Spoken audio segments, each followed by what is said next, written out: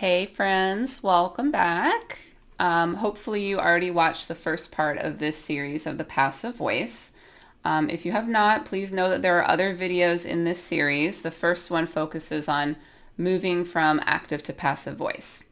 In this particular video, we're going to move on and talk about the meaning of the passive voice. So what does it mean when we read a sentence that has the passive voice? Why would people do that? Why do we even have this in English? Okay, all of those questions are what we'll talk about now. So one of the first reasons, and a huge one, that we use the passive voice is maybe we don't know the person who did the action, or it's not important to know, or we can understand from context. So let me give you some examples of when we would do that. So his money was stolen while he was on vacation. When you hear that sentence, maybe you're thinking, well, who stole his money? But often when crimes like that happen, maybe we don't know.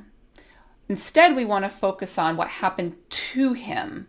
So his money was stolen while he was on vacation. We're focusing on what happened to him. We don't know who did it.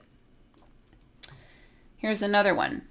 The attendance policy was written so that students would know the program's expectations. All right, so this is in the passive voice, all right? Do we know who wrote the policy? It doesn't matter. So a lot of times in like legal English and when it comes to rules and regulations and policies, you'll see the passive voice used like this because it really doesn't matter who wrote it. It's just coming across what are the rules that people need to know. Okay. How about this? Most of the world's rice is grown in China. Okay, so we're focusing on rice. We're not focusing on who grew it. Who grew the rice? Well, farmers, of course, right? I don't grow rice, but farmers do, right? We don't need to explain who grew the rice. Instead, we're focusing on another fact about rice, the fact that a lot of it is grown in China. And by the same token, most oil is produced in the Middle East, okay? We don't need to know really who's producing it. We're focusing on the fact that it is produced. Okay. All right, another major reason for using the passive voice is we don't want to say who did an action.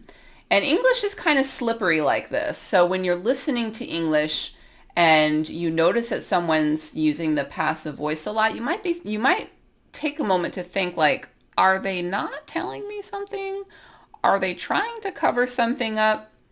So for example, the congressman made a mistake. That's active voice. Let me write that over here to distinguish these. These are active sentences. Okay? Now, politicians do not like saying that they've made mistakes. So what do they say instead? Oh, sorry. What they say is mistakes were made. That's what they say. So over here, we're going to see our passive sentences. So this is a way of avoiding taking responsibility for something or credit. All right. Here's our second example. Jane Doe has made comments that do not reflect our university's values. Ooh, maybe we don't want to name Jane Doe. Maybe we don't want to make her identity public. Okay.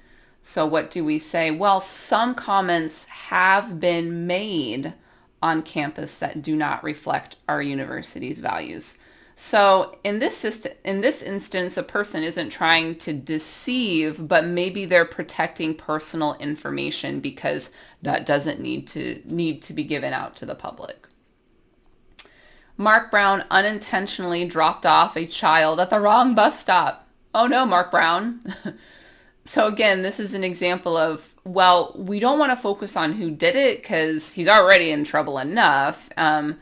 let's just focus on this thing shouldn't happen. A child was unintentionally dropped off at the wrong bus stop. Okay, because probably the sentence is going to address how do we stop this from happening in the future instead of just saying, well, it's all Mark Brown's problem. Okay, maybe it's something that would happen later and they want to talk about how to avoid that.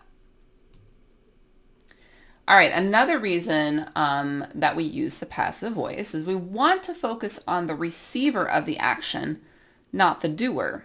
That can be appropriate at some times. So an error was detected in the computer code. We want to focus on the error, not who found the error. It doesn't really matter who found it. If you think about if you're a computer programmer, and you're working on a team, it's usually not important to know who found the problem. You just want to focus on how do we fix it. An error was detected. Okay. All right, so this picture goes with my next sentence. Hundreds of people have been devastated by the volcanic eruption. So a volcanic eruption is produced by a volcano, in case you did not know that word. Volcano. And volcanic is the adjective form of volcano. Okay.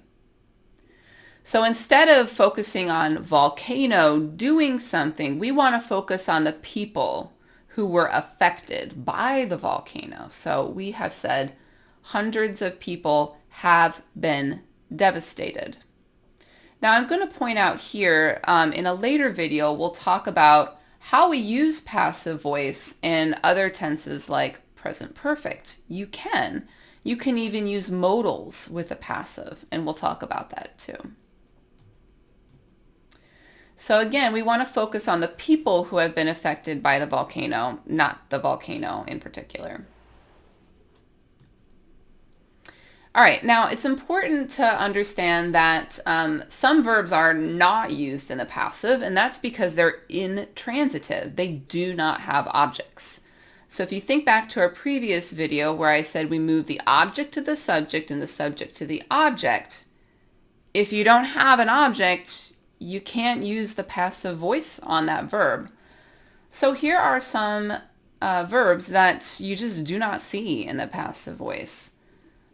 Sleep, die, laugh, go, smile, cry, appear.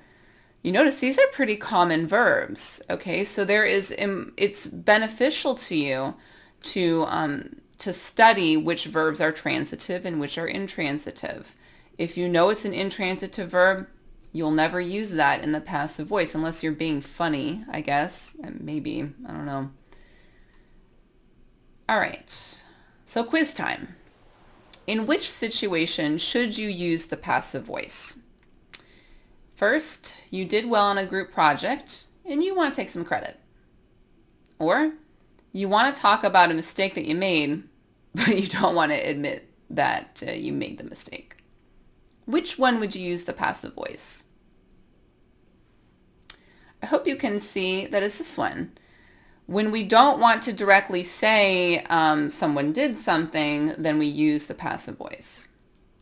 All right, how about these situations? Take a minute, read A, B, and C. What do you think? Hope you're able to tell that we use passive voice when we don't know who did the action, and also when we know who did the action, but we don't want to identify the person. All right. That is the end of this particular video. I do want to say that in the description for this video, I'm going to include a link to Quizlet cards that you can use to study transitive and intransitive verbs if you need to review that. And thanks for joining me today, and I'll see you again next time.